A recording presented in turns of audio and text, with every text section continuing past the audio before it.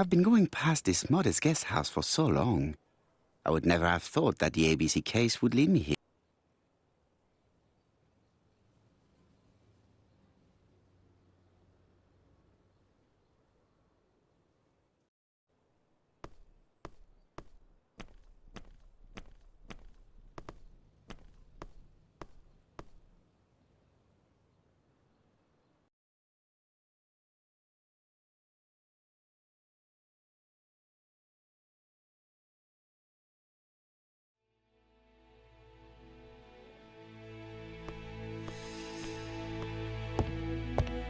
It is a very beautiful piano.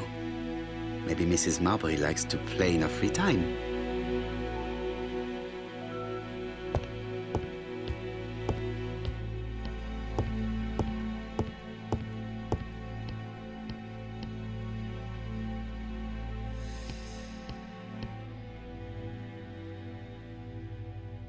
It looks like I've found the real master of this house.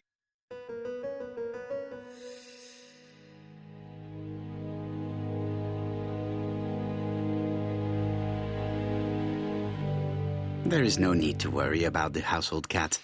I'm sure that Mrs. Marbury lets it do what it pleases.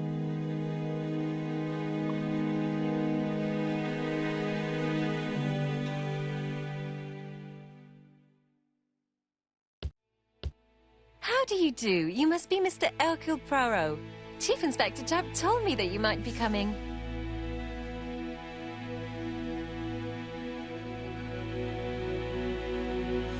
Madame, you may be of valuable help to me. It would be my pleasure to help you. Will there be some journalists there as well?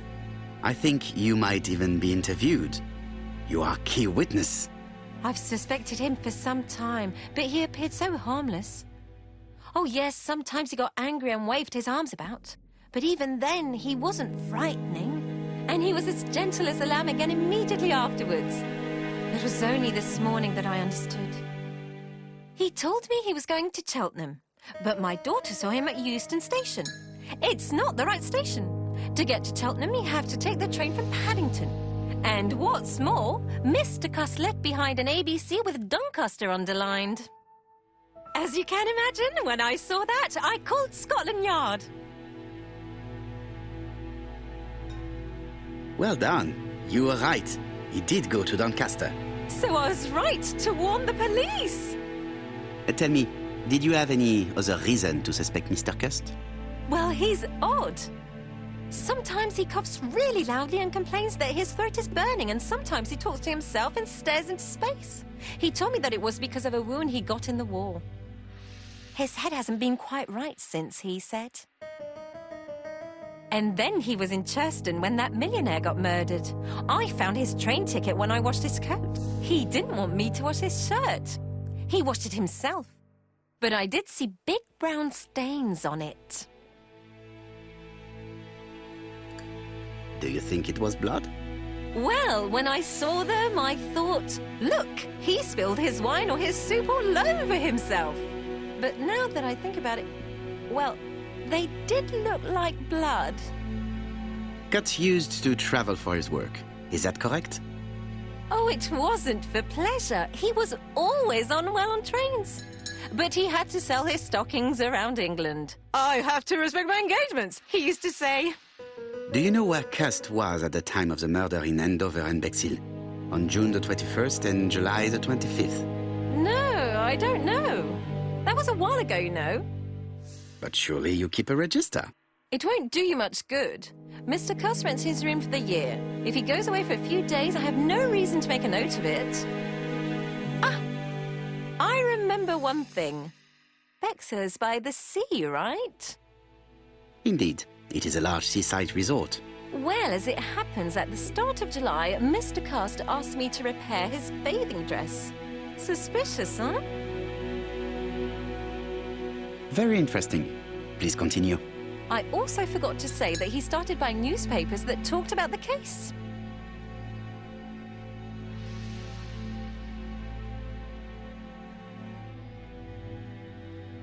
When did he start buying the newspaper? Let's see. I think it was just after the millionaire's murder in Churston. He didn't seem all that interested before that.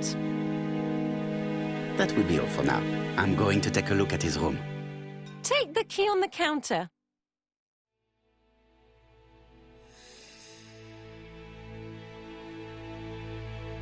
This woman appears to be in a good mood.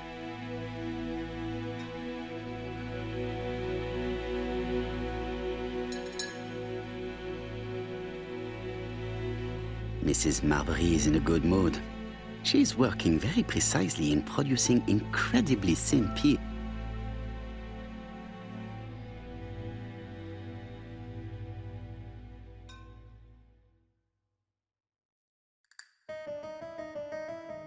I should check the register. Mrs. Marbury may have been hiding something from... I don't think my register will help you. Mr. Cuss rents his room all year. If he goes away for a few days, I have no reason to make a note of it.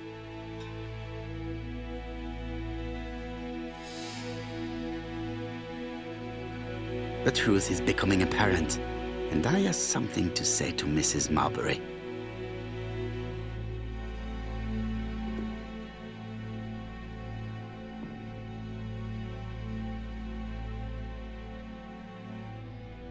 Mrs. Marbury, if I am to believe the register, you rented room 306 to a certain Mr. Fishman on the day of the Bexhill murder. Room 306 is Cust's room. Can you explain yourself? Yes, I remember.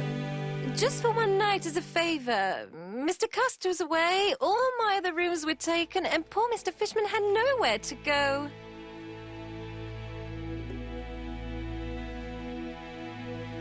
It doesn't matter, provided that you remember to change the sheets. Oh, do you think so?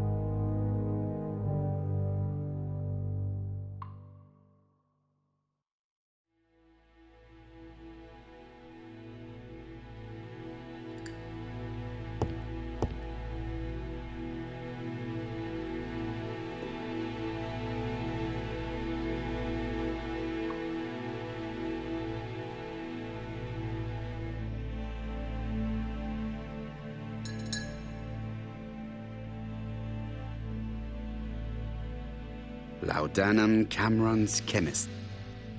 Laudanum, a medicine for coughs. It is what Dr. Clark prescribed for Mrs. Asher. This subject would probably be useful to me.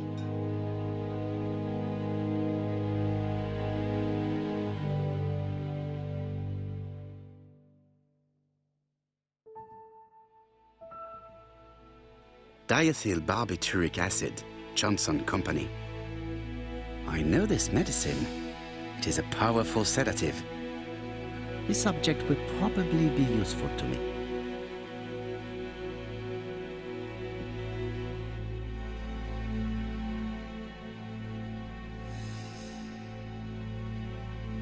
This dark stain. It could be blood, but goodness knows how long it has been there.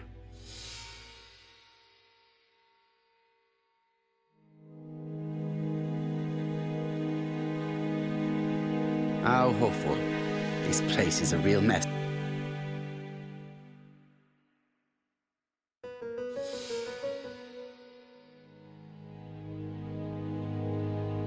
The least we can say that Mr. Cust is not very concerned about order and balance.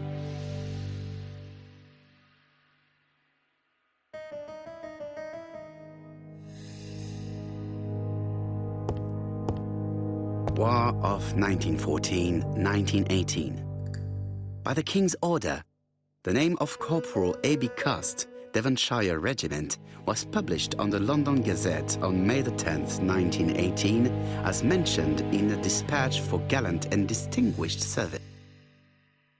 An army dispatch, wounded on the Somme front, victim of a gas attack, Corporal Cust greatly deserves his distinction.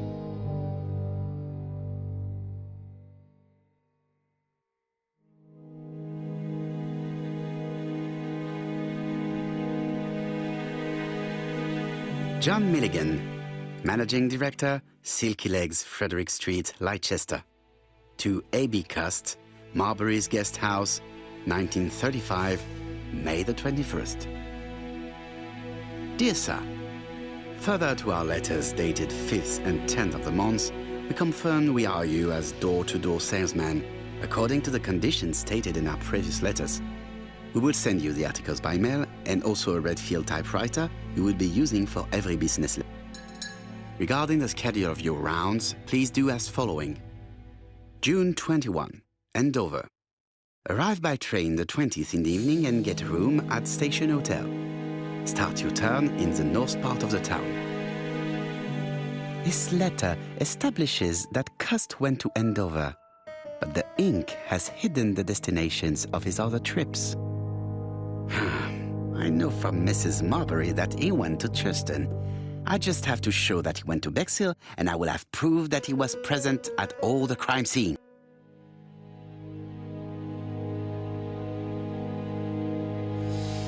Did Cust drop it when he opened the window, or was it Mrs. Marbury while she was cleaning?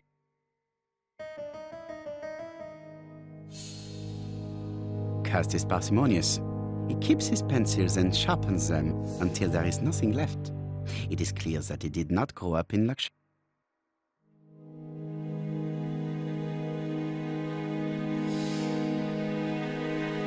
A long-bladed knife, a murderer's weapon.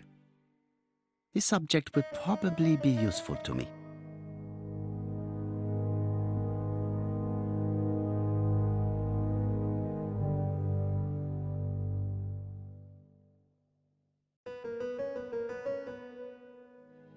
It's an ABC.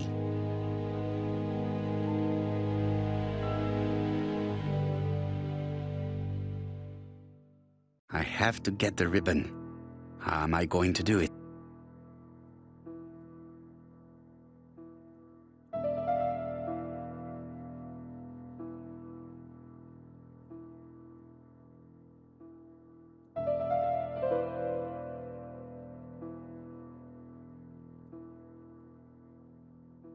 The ribbon is jammed. I have to start by freeing it.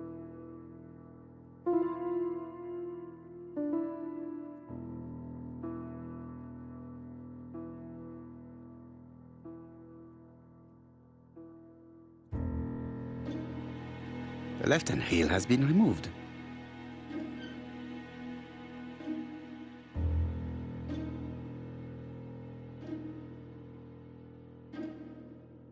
The right-hand heel has been removed.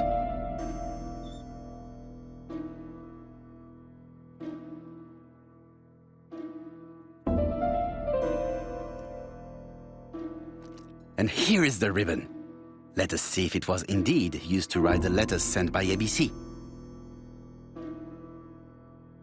I only need the ink ribbon for my inquiry. I will let Jack clean the keyboard if he wishes. All the letters announcing the murders were written on Cust's typewriter.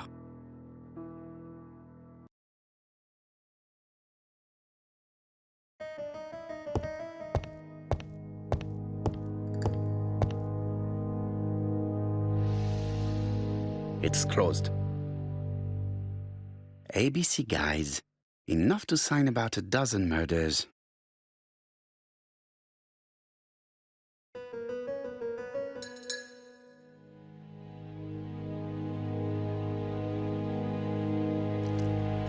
This knife is very useful. Who knows, maybe it never cut anything other than string. Stockings.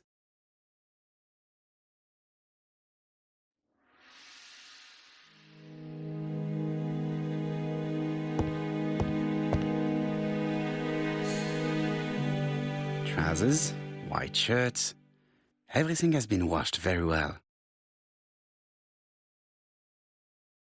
The Bexhill daily paper, dated from the day of the Bexhill murder. Most probably the basting dress repaired by Mrs. Marbury's expert hands. All the main articles referring to the ABC case are here, from the Churston murder onwards. Nothing before that date. Let us now try and get our brain cells to work.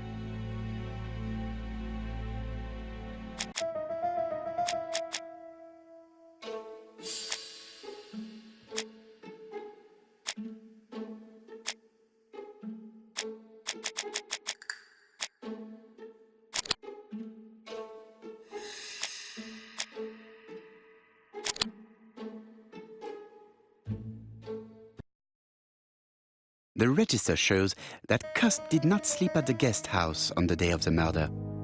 Where was he? Bexhill. The Bexhill paper reveals it. Cust bought this newspaper in Bexhill on July the 25th. No use continuing the inspection of this room. I've seen all there is to see.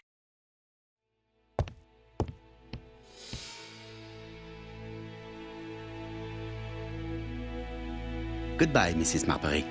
Thank you for your help. Bye. Ah, Chief Inspector. I was about to leave. Good evening, Chief Inspector. Welcome. Please excuse me, I must go to the kitchen. I'll leave the key of Mr. Cust on the counter. I'm sorry I'm late. I've spent ages with the Doncaster police. And you? I have established one fact. On 3 occasions, Cust was at the scene on the day of the crimes.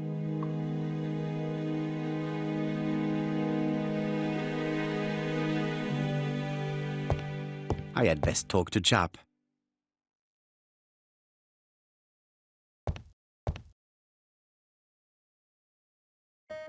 I've listened closely to what you have to say, Poirot.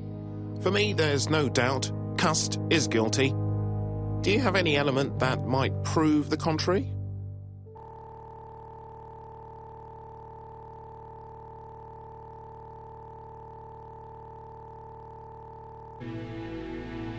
Let us now try and get our brain cells to work.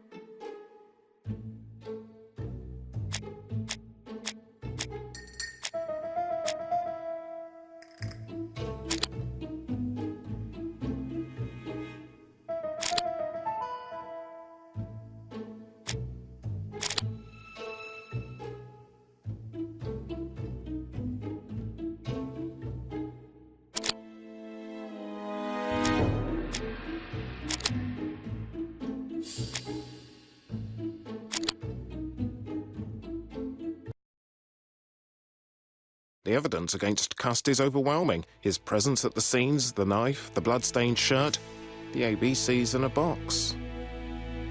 C'est vrai. However, the blood Mrs. Marbury saw on Cust's shirt may have been his own. According to his medical records, he suffers from hemoptysis.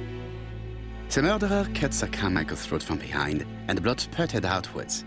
You would expect the murderer's shirt to be stained on the sleeves, not on the buttonholes. Yet we see quite the opposite. You would expect the murderer to keep the newspaper articles about his crimes. But Cust's collection starts in Cheston, as if it discovered the case rather late. I agree it's troubling, but it doesn't change my mind. There's small details that we should be able to clear up by questioning Cust. When can you talk to him? Doncaster is sending him to us on the first train. Are they questioning him already? He says he can't remember a thing. It's plausible. Doctors say he suffers from absences and amnesia. Mrs. Marbury has confirmed this. He may have done the murders in an altered state. A familiar situation. It's not enough to clear his name. Dr. Thompson insisted that even if you don't know what you're doing, you never commit a murder without wanting to. Très intéressant. I shall remember that. Right. I'll go and examine the suspect's room.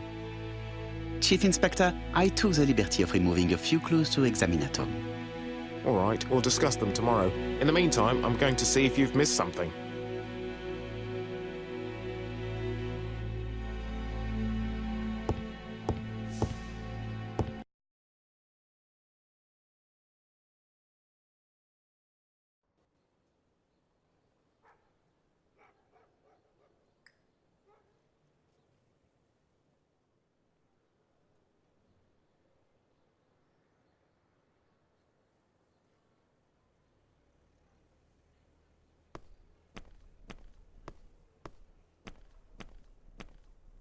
To Scotland Yard, please.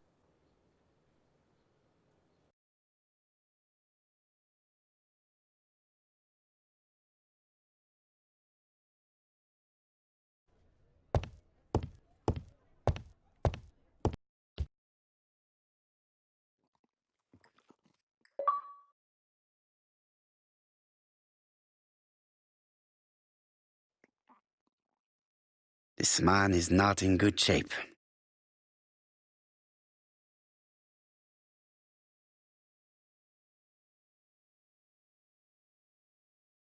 He is worried and very tired, and other police have been hard on him.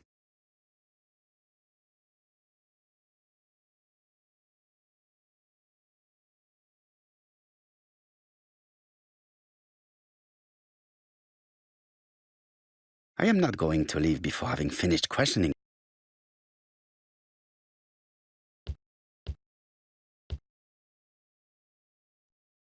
What do you want from me?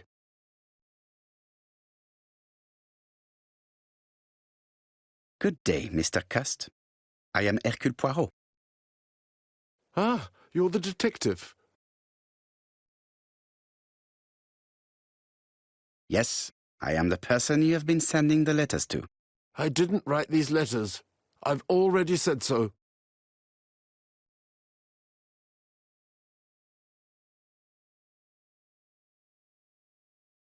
Très bien. You did not write these letters. But the question remains, who did? Probably one of my enemies. I have many. I do not believe that you are capable of murder, Mr. Cust. I hope not. You suffered during the war. It's true. I was wounded. I suffered. But the army was the only place I didn't feel inferior. No questions. Just orders to follow.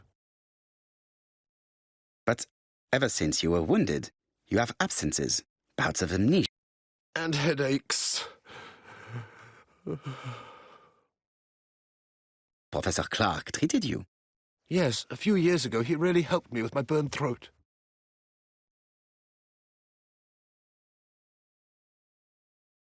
Of course, you never considered killing a doctor who took such good care of you. No, no, never.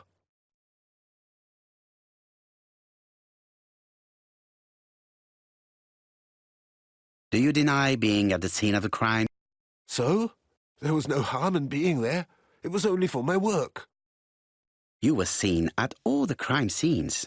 Yes, I was. I travel a lot, but not for pleasure. I am terribly unwell in trains. But I had to respect my engagements. My employer gave me very precise written instructions about the towns I had to visit. Let's see. The company you claim to work for, Silky Legs, has never heard of you. And as for these letters they sent you, they were written on your own typewriter. The company sent me the typewriter when I started working for them. Yes, but the letters were received afterward. It proves that you wrote them. I may have. Good God!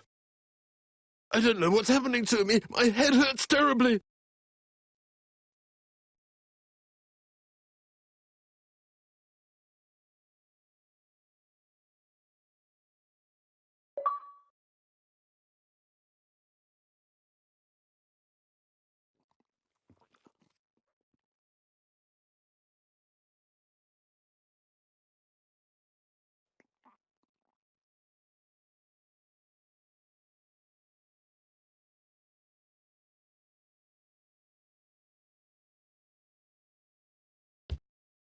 He is prey to a terrible anxiety.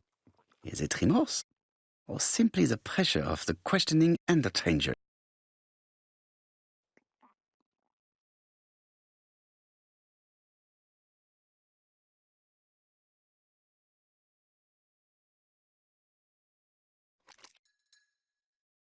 Take this. It will help you.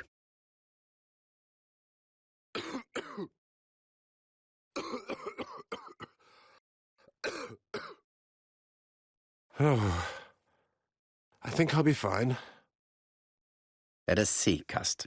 Look at me. You know very well that you committed these murders? Yes, I know. But I'm not wrong in saying that you do not know why you committed them. No, I don't.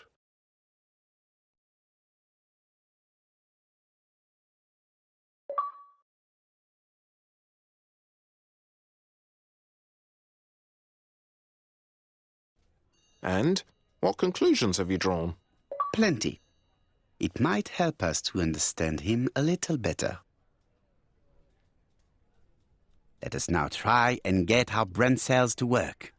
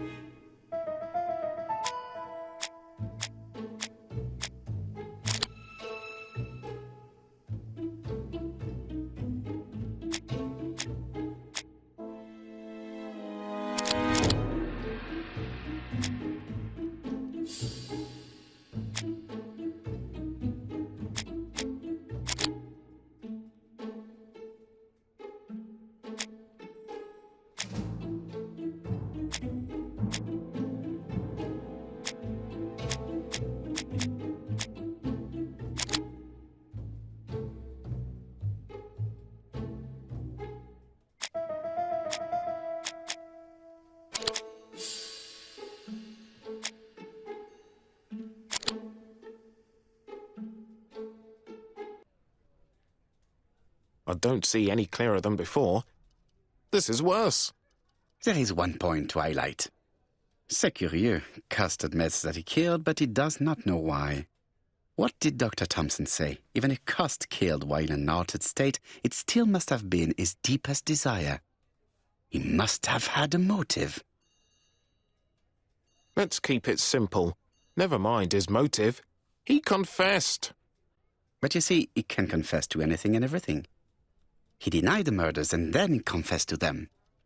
He confirmed that he never typed the letters. Then, with great ease, I managed to get him say quite the opposite. Come on, he behaved like a guilty man. He lied to his landlady. Because deep down he believes himself guilty. From the papers, he noticed that he had always been at the scene of the crimes. He must think that he killed and then simply forgot what he had done. How can you be so sure? Let us look at his psychological profile. You will understand my point of view. Let us now try.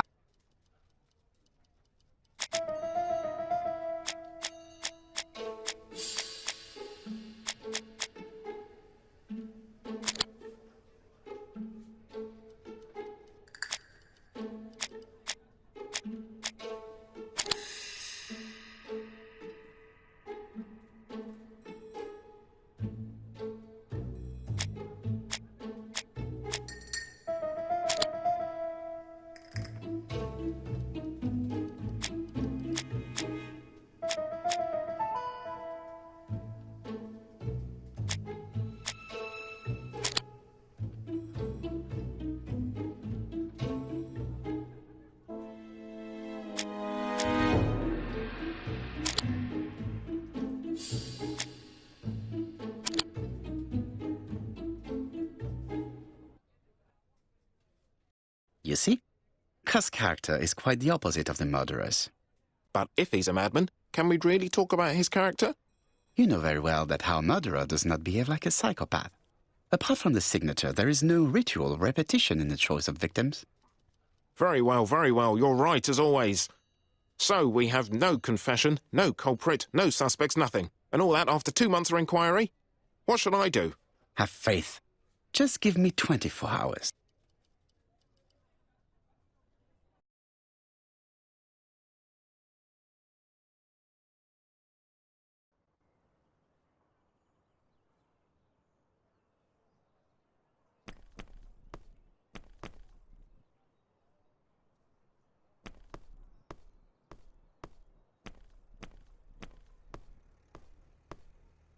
To White Heaven, please.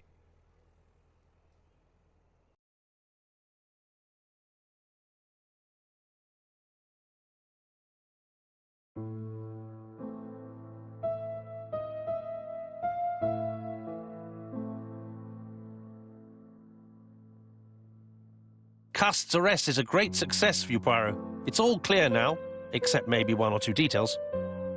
Details. Ah, mon ami. The devil is in the detail. Excuse me? Patience, Hastings. Everything will be clear once our guests arrive. Best be prepared. Slip a revolver into your pocket before they do. A revolver? But Poirot, what are you afraid of? Trust me. It is important you carry a weapon for this meeting. I will lend you mine. What about telling me what you have in mind? Surtout pas. You wouldn't be able to play your role. Wait one moment, I will bring you my weapon.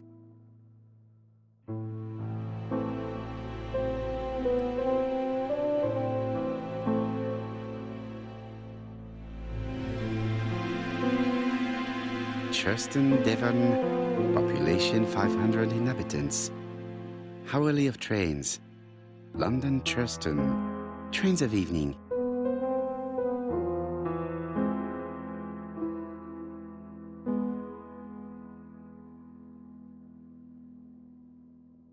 Hastings' photo album. He is very proud of his bag.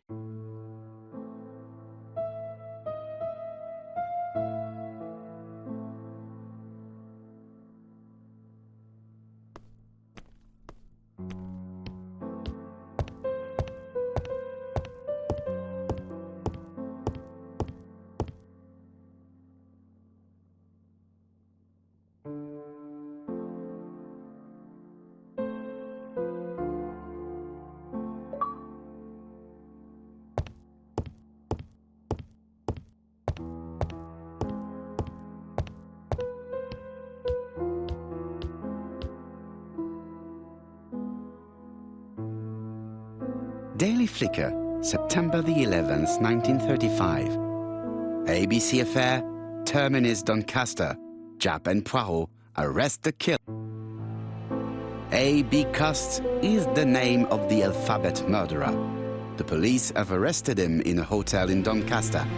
He was preparing to kill his fourth victim, Mr. Dick Dudley Dunbar, the establishment's manager. Mr. Dunbar owes his life to the miraculous intervention of Inspector Japp of Scotland Yard and Detective Hercule Poirot. The Lancet, September 11th, 1935. General Medical Journal. The alphabet murderer is not psychotic, according to Professor Thompson. In an early issue, we claimed that the alphabet murderer was not psychotic. Our assertion has just been confirmed by Professor Thompson, a Scotland Yard expert, who has spoken to the prisoner at great length. Not all obsessional killers are psychotic, he explained. But his amnesia, whether real or pretended, does not alter the fact that he was perfectly lucid at the time of his acts. Therefore, he will not escape punishment.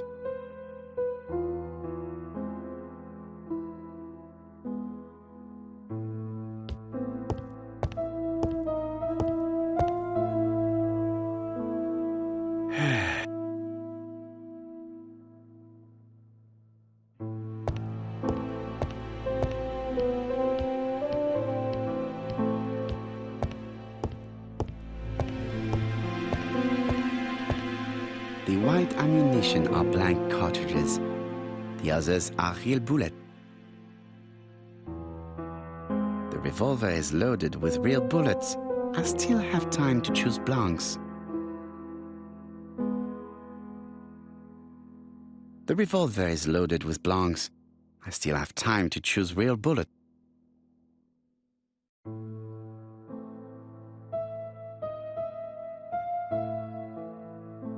The white ammunition are blank cartridges. The others are real bullets.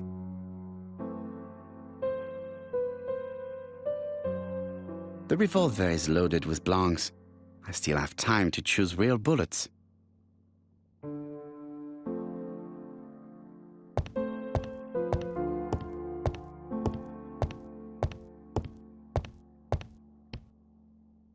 What about telling me what you have in mind?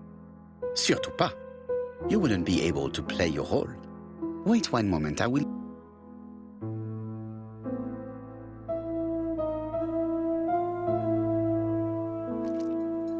Voila, I entrust you with my weapon. It has hardly been used, it is almost new.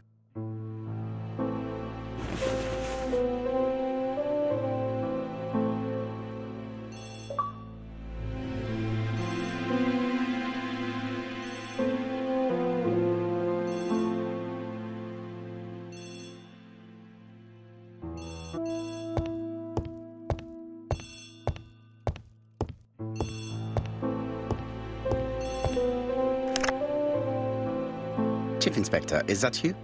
Yes. Sorry, but we haven't found anything. Have you checked the typewriter? And the packaging, the letter, and the ribbon reel. We've only found prints left by Cust and his landlady. Well, never mind, I shall make do. So, are you still going to hold your meeting? Of course, Chief Inspector. I can hear my guest coming up the stairs.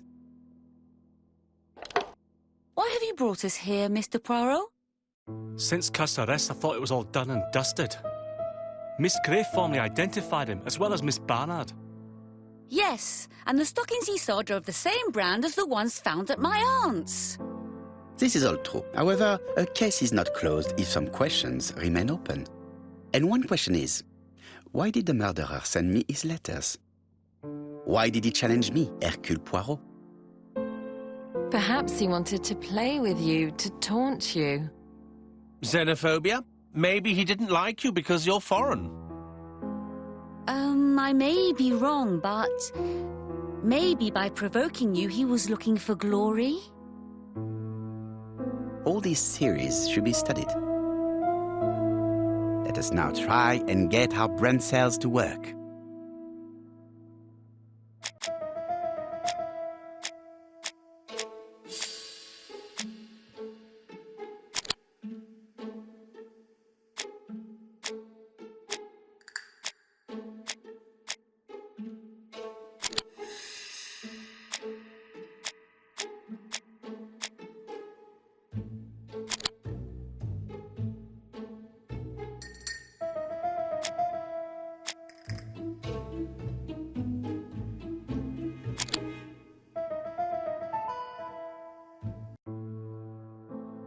Is everything clear now? You might like to explain your reasoning again. Of course. First of all, remember that the murderer made it a rule to always post his letter before the murder. He never digressed from that rule. However, in Churston, he encountered a problem. The village has only 500 inhabitants. With advance warning, it would be easy to arrest him. Therefore, the murderer delayed his letters deliberately with the wrong address. The plan wouldn't have worked if he'd sent it to Scotland Yard or the papers because everybody knows their addresses. The mistake would have been corrected and the letter would have been on time. That is why the murderer chose me as the recipient. Because for his plan to succeed, it was necessary for at least one of the letters to have a wrong address and get lost. It was very cunning. Absolument. It is a very subtle plan. It matches the profile we have drawn up of him perfectly. That of an intelligent, daring and calculating murderer. But that's not how you describe Cust. You are quite right, mademoiselle. Like you, I find it hard to believe that this dull character is the clever murderer we are looking for. Do madmen... I mean, if he's mad, he might have two very different sides. No doubt. But the murderer is not mad. All the specialists agree that he does not have the profile of a psychopath. But if Cust is not guilty, how do you explain his presence at the scene of... Mr. Clark, the answer to your question is in the medical records of your brother's patients. Documents which Cust most certainly did not have access. Let us now try and get our brain cells to work.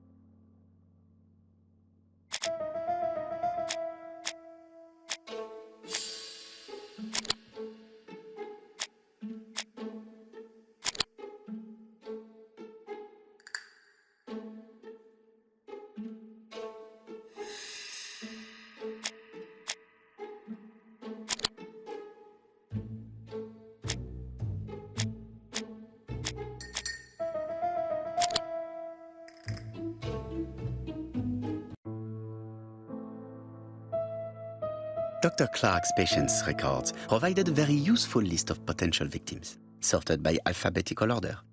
The killer definitely used it, explaining the fact that all the victims were former patients of the doctor. It is this fact that clears Cust once and for all, because he never had access to these records. So how did he happen to be at the scene of the crimes? Either the murderer sent him there, or Cust was following him closely. Cust's highly suggestible nature leads us to the second hypothesis. The murderer was manipulating him. He systematically sent Cust to the towns where he was going to strike, so that the suspicion would land on the poor man's shoulder. That's evil. What sort of killer could have such a plan? And what would he gain from 3 completely different murders? Indeed, it seems unlikely that the same murderer committed all the crimes. What should we take from that?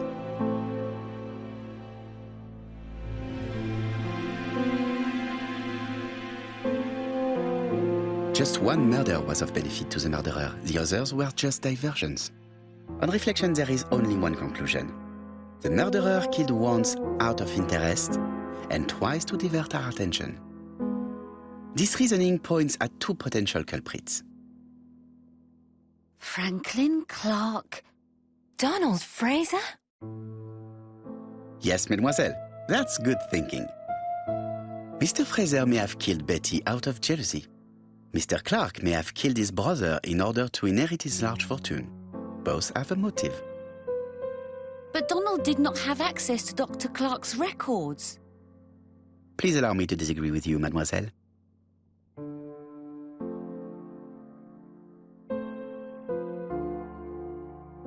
He works for Court and Brunskill, one of whose clients was Sir Carmichael. It doesn't prove that I went to Comeside. You could have done it, and you may have used the opportunity to take a look at Sir Carmichael's records. You think I'm guilty? You or Mr. Franklin Clark? That's ridiculous. Both of you have a motive. The question is, which of you has the profile that most resembles the murderer? Let us now try and get our brain cells to work.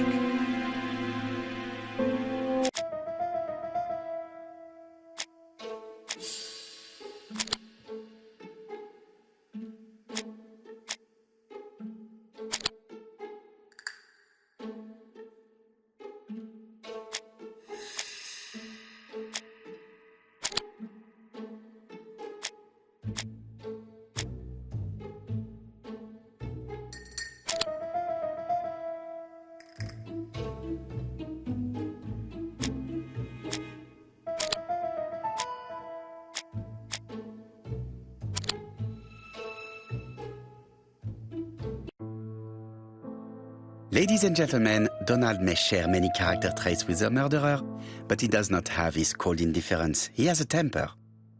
It is hard to imagine him planning anything. Also, jealousy is his motive, and crimes of passion are rarely planned. Right, I suppose it's my turn to be subjected to the same scrutiny. Absolument, Mr. Clark. Let us now try and get our brain cells to work.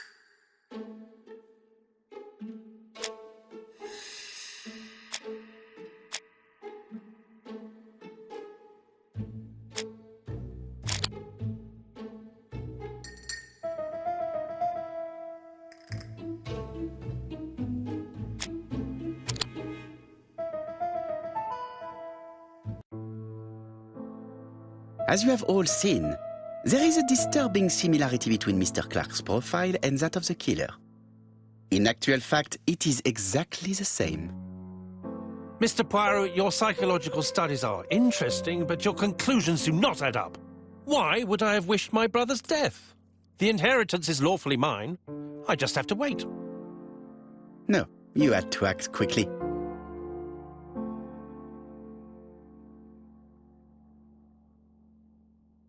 Because of Miss Grey. Mademoiselle, although you haven't been telling the truth, there is no doubt in my mind that you would have found a way to marry Sir Carmichael after Lady Clark's death.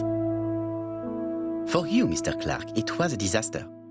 If Miss Grey had children by your brother, you would not have inherited a thing. You realized the danger after reading several letters from Comside, especially one in which your brother opened his heart to you. So you hurried home from China, and you took action. In truth, Cust was no more than a puppet manipulated by the real. You, Mr. Clark. Such an imagination, Mr. Poirot. In fact, nobody manipulated Cust. The famous instructions he received by post. He wrote them on the typewriter. We know that for sure. Oh no, you know perfectly well that is not true. Eh bien voilà, light has now been shed on the ABC murders. Your theories are ingenious, but you haven't any proof. One point to him. For the moment, I have no material proof. Either I admit to it, or I bluff.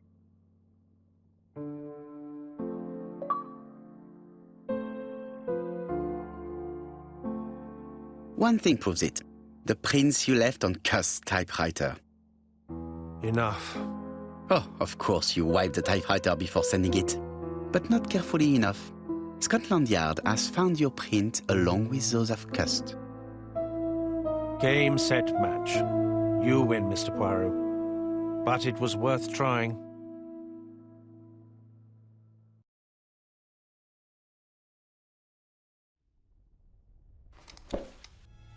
Don't come near me! I'll never let you take me, Mr. Poirot.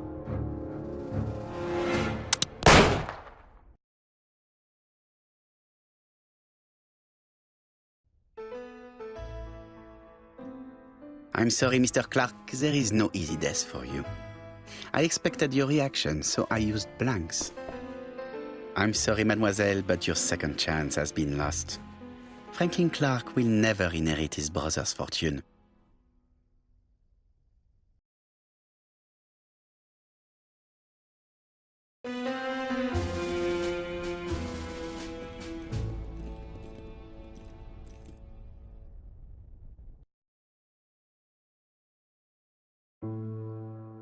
Disappointed at having missed the chance to become Lady Clark, Thora Grey left England.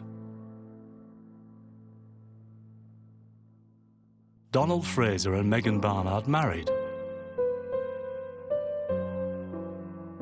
On Poirot's recommendation, Mary Drower started to work for Lady Clark.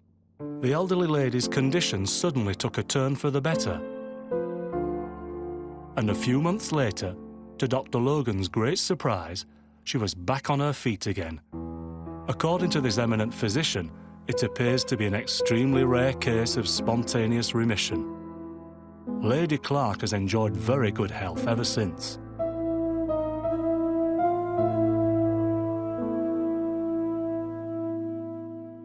Journal of an Innocent, the incredible story of ABC. As for A.B. Cust, after being advised by Poirot, he made a great deal of money by selling his story to the press. And as for me, and with business booming, the Black Swan has become the #1 tourist attraction in the whole of Yorkshire, even more popular than York Minster.